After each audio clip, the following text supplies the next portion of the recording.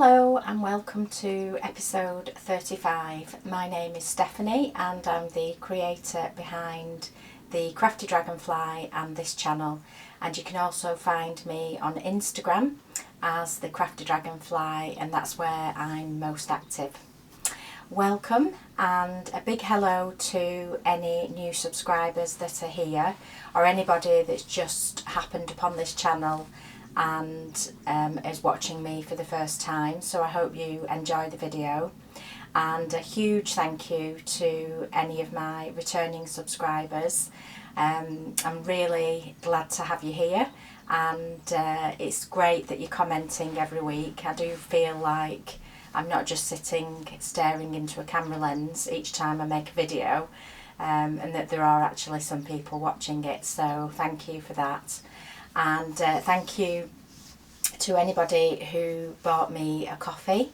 It really does help. It's a small token, and it helps me to continue to make these videos, so thank you. So in today's episode I have a finished object, would you believe it? I've got a few projects on the go, a few whips, and I've got something new on my hook, and I've got some happy mail. So we'll just get straight into it. It is quite muggy and warm today. It's Saturday the 24th of June. It's about 9:45 in the morning, and I'm trying to get it done fairly early because this room is quite a small room, and it gets quite hot in here, so I have got the window open, so if you do hear any background noises, that's what it is. Now, last week or the week before, I might have mentioned the chair that I'm sat on, and it creaks. It's my typing chair that I use when I'm working during the day, and I've put WD-40 on it. I've spent the last 10 minutes trying to stop it from creaking so that you can't hear it during the video, but time's moving on and I've lost the will to live with it, to be honest. So if it creaks, I'm sorry, and I'll try and stay as still as I can. So if you've not done already, grab yourself a nice cuppa and a project, and we'll sit down together and go through some nice crochet projects. So first of all, I will remind you about the Mayan blanket. I'm now going to have to bend down and my chair is going to creak. If it does, I'm not going to mention it again. And it's not creaked, because otherwise you'll get fed up of me mentioning it. So the Mayan blanket, just in case there's anybody new watching, is this pattern. It's by Shelley Husband of Spin Cushions Crochet. She's an Australian designer. She's lovely. She's written many books. I've got all of them. This is one square, so you can make as many squares as you want, and I'm making 9 altogether. And the colourway I've used is the June pack colourway from Lucy from Attic 24. Now, in the last episode I did mention that I would talk about Lucy, and I didn't. I forgot. I was just aware that I was rambling on and didn't want to bore you with my dulcet tones. So I'll mention her again in this video, hopefully, and talk about a bit more about her. So it's the June pack colourway. And it is beautiful, all the colours. She's really good at putting colours together. Now, I also said last time that I was going to make like a little production line of squares, so that I wouldn't finish one square completely. I would say make 2 to 4 rounds of each pattern, and then I'd stop, and then I'd go on to the next square, and so on and so on. And it's actually made quite a difference that I've managed to get them all, you know, relatively, they're a bit curly, you'll have to ignore them. So all I've been doing is, I've not worked on this actually for the last couple of evenings. So I've just been picking the next 2 colours, say, and then stopping and then going on to the next one, and so on, and until I've got the right amount.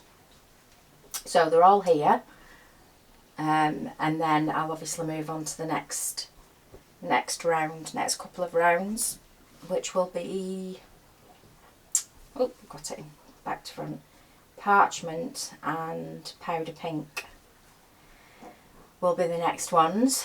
So that one, parchment and powder pink, and I'll probably get to do another couple of rounds as well. So it's going well, and next time I'm sure I'll have a few more rounds to show you. It's worked on a 4mm needle, and it's Stylecraft Special DK. So that's that one. I feel like I've rushed through that a bit, but I'm talking about it on every video, so for those of you that have seen it before, I don't want to not bore you with it, because it's not a boring project, is it? But I don't feel like I've made that much progress on it, but I have. It's just because I'm doing, you know, all the squares at the same time. So next up is the sampler blanket that I'm going to be making. I'm following the Granny Square Academy book from Shelley. That one, you remember? And did that zoom in? Did that focus? Oh yeah, it did. Didn't look like it focused then. So it's how many projects is it? It is 10 squares. If you don't know what I'm talking about, go back to the last video, to episode 34. I talk about it there. So yeah, so I won't go over that again. Now there are 10 squares altogether, as I said, and there's now somebody drilling in the background. Okay, right, so there are 10 squares altogether. I've made all 10. I've just whipped through them because they are fairly easy for me to do, and I'm sure everybody else will feel the same. It's really just concentrating on different stitches, which I know it's difficult to pick up with this yarn because it's the WI Soft and Smooth Aran Tweed, but they're all lovely squares, and as I say, they're all concentrating on different stitches. So I've made all 10. So if you want to, she says in the book, you know, what you can do with how many squares that you make. So I'm obviously going to go on and duplicate these squares now, and then make enough to make a small sampler blanket, and then put a border on, and then I'll probably put that away, and I might even keep it for a gift for somebody at Christmas.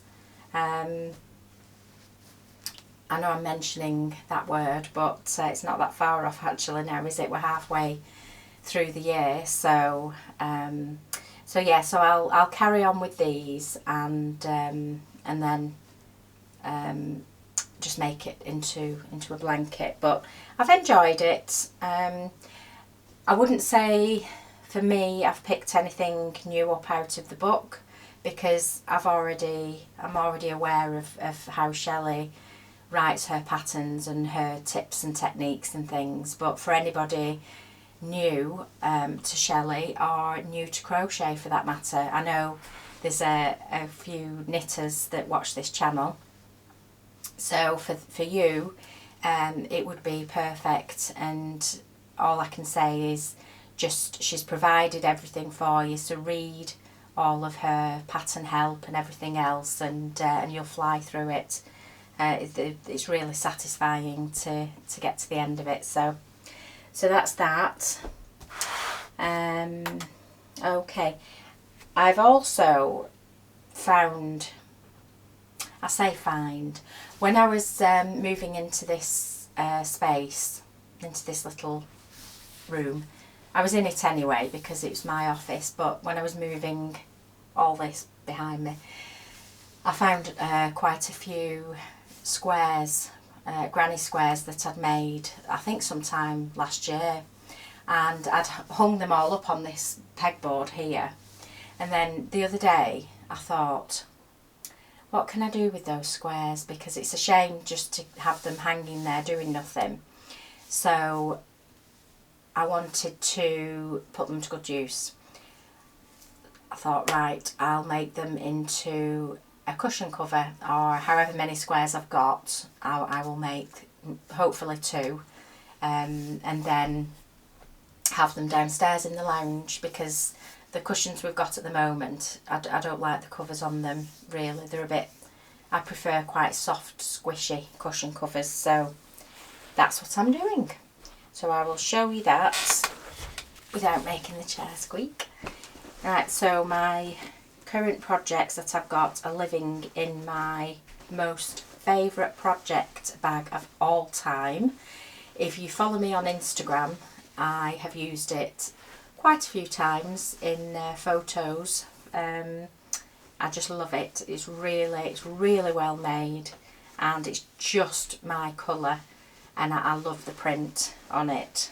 So I'll show you that first, because I don't think I've shown it on here before. So this is, it's a very big, it's got lovely handles. I can't remember the size of this one. It's made by Emma of Eldenwood Craft. Emma has her own YouTube channel, so I'll leave a link to her channel below, and she also has her own website where she sells her bags from. She just gets the most beautiful fabric, and they're just so professional. They're just amazing. Very sturdy. She uses very heavyweight fabric, and she lines them beautifully. They have pockets in. Probably. Whoops. They just fit loads in, and I just love it. I take it everywhere with me. It's got a drawstring as well, and then it's got the little handles. So it's just perfect. I just love it. Love that colour. What was I going to say about it? Yeah, I don't know the size of this, but it is big. So if you go on to Emma's website, it's beautiful, her website. She explains in detail the sizes, different sizes she has, and what you can fit in them. So in my project bag currently are, I may very well have shown these before on the channel, I can't remember, they might be quite old squares actually, but I'm all up for, as you know, trying to use up stash and find old whips and make something out of them. So they're just the little squares. They've got like a little starburst in the middle. There's all different ones. I just randomly picked colours, and what I've decided to do is to edge them before I join them in blue. Now I think, these are all Stylecraft Special DK, and I think a couple of the colours are Deramores Anti-Pilling DK. I had some of that yarn left over, and it's the same yarn weight, so you can use it anyway. But this blue is, I think it's Storm Blue, from that very extensive collection behind me. Yeah, so I'm edging them all in this colour, and then I'm joining them together into rows of 3, and I'll do, I think the size of my cushion will fit 9 squares. So I should have enough to make 2 cushion covers, but not enough for the back. So rather than making more of these squares, I think what I'll do is I'll choose, or maybe use that blue, and just do an envelope back cover, because I prefer to be able to wash my cushion covers. So, and Stylecraft does wash quite well.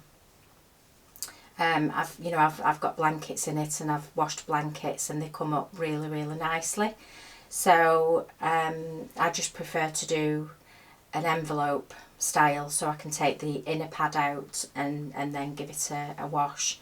So I'll probably just use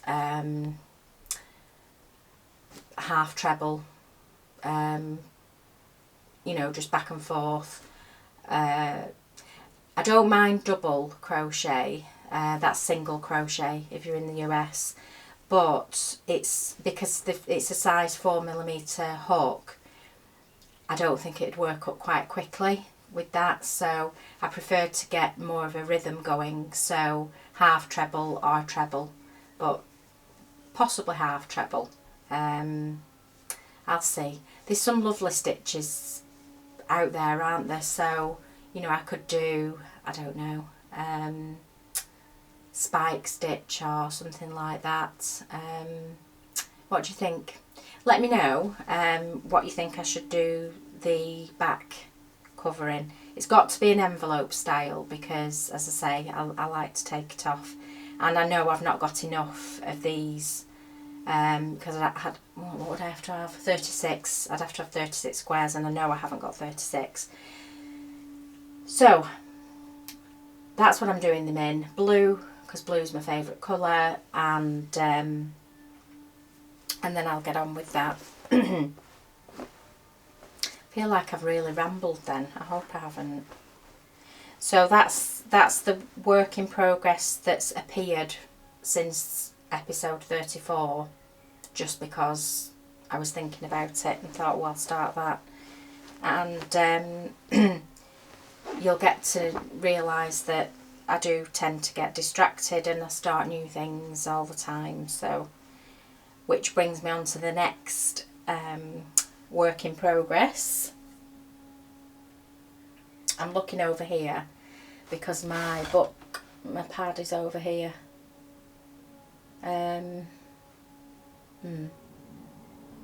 Oh no, I tell you what, I will, oh no, I might as well tell you now because it's on my knee. So this is what's new on my hook, because I think I've talked about all my work in progress. I have. What's new on my hook, well, is these little beauties. These are hellebores, don't know how to pronounce that. Beautiful flower, beautiful.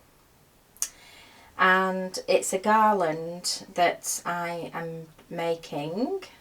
Got little tiny things. The pattern is by Lucy of Attic 24. I've remembered this week. And I'm just having so much fun.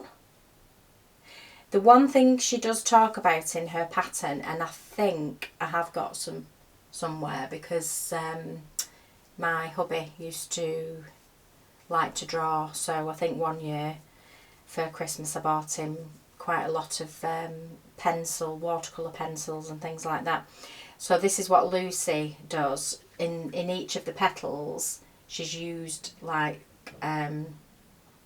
some complementary colour of watercolour pencils just to finish it off, and it does look beautiful.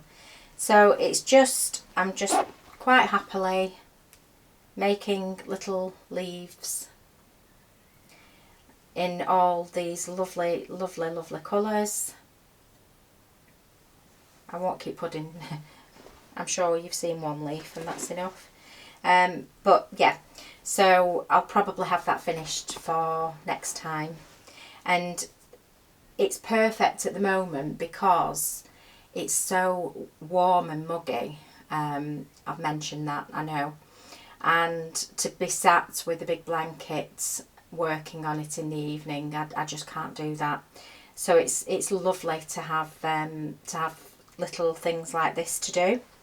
Cushion covers are okay because they're not as big, are they? So the colourways I had in my stash, it is actually the Spring Frost blanket cal that Lucy ran or is running. I'm not quite sure whether it's still going at the moment, but if you check out, I'm sure you all know who Lucy is anyway. I've followed her for many years. She has a brilliant blog.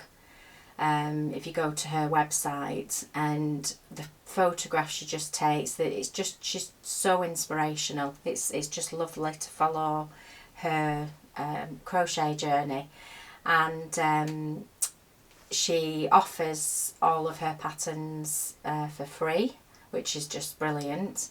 And she provides lots of step-by-step photos, and she's very good at explaining where you need to put your hook and things like that. So definitely check her out if you've not done so already. But the colourway that I'm using for this garland is what she used for her garland, which is the, as I say, the Spring Frost. Is it called Spring Frost? Yeah, Spring Frost colour. Stylecraft Special DK. Beautiful. So I'm enjoying that, just having a little, however long it takes to make one of these lovely flowers. I need to obviously block the flowers a little bit, but they're just beautiful, aren't they? Absolutely beautiful. So that's what's in this beautiful project bag from Emma. So thank you, Emma, for making such lovely things. So that's that. So moving on to my finished object is another Lucy project. It is a mandala. Now this, if you look on her website, is her pattern is the Yuletide mandala that she did one Christmas. And what I wanted is I'll put it up and then you can see what I'm harping on about. If it looks curly at the edges, it's not. Once it's flat on a table, it looks perfect. It's just hard to hold it up. But again, used in the Spring Frost blanket colours, really quick to make up, and it's just basically half trebles and doubles and spike stitch. So, and you just repeat it. So you could go bigger than that. You could make a nice cushion cover with it. It's lovely. So, but I wanted it for the centre of my table with like a nice little plant on, or a vase of flowers or something. And the colours they'll look really nice. So I've enjoyed that. That didn't take long at all. I did that yesterday after work. But yeah, check it out because it's perfect. I mean, obviously you can make it smaller. You could make coasters. You could just stop at a particular round and then just make a nice double crochet edge, which is what she's done for the final round. So I've really enjoyed that, really enjoyed it. And I have to say, I spent quite a while scrolling through Lucy's feed on Instagram, and also on her blog. I've not been on it for a while actually, and it's so lovely to catch up with what she's been doing. And she actually she started, well, for the last few years actually, 2 or 3 years, she started doing crochet holidays with Arena Travel, I think it's called. And they're just, the last one she did was in Carcassonne in France, and that's where me and hubby are going this year actually, in October, in our little camper van. But it just looks beautiful, and what a holiday to go on is one of those. I mean, they're not cheap, I have to say, but they look very well run, and you have a tour guide, and you know, you get to spend time with Lucy. There's lots and lots of other crafting holidays, lots of other designers that that run holidays like that as well through this company. But it's just, can you imagine just doing that, and then you get to visit where you are and get a guided tour, or you can just go off and, you know, wander the streets, the cobbled streets in Carcassonne in France. Just beautiful. And I know this year I think she's going to Madeira in Portugal, and next year Morocco. She's going to Morocco. So if I ever win on the lottery, that's where I'm going. I'm going on a Lucy holiday. So check it out. It's lovely. It's a very quick make, and it looks very effective. And you know, as I say, the stitches are quite simple. I think that's it. Is it? Yes, it is. Just happy mail now. Now, I did order something yesterday. It's not arrived as yet. If it does arrive before I start to put this video up, I will whiz on and just record it and show you what it is that I've ordered. I was hoping it would come, but it's not done. So I won't mention it, because I can mention it in the next video that I do. Now, talking about the next video, from next weekend will be away with hubby and with Willow, our little dog. We're going on a little road trip in our camper van, and I'll be gone for 2 weeks, so it'll be another 3 weeks before I'm videoing again. But that's good for you, because I will hopefully have lots of finished things to show you, if not almost finished, and I'll have a few photos to show you if you're interested in that.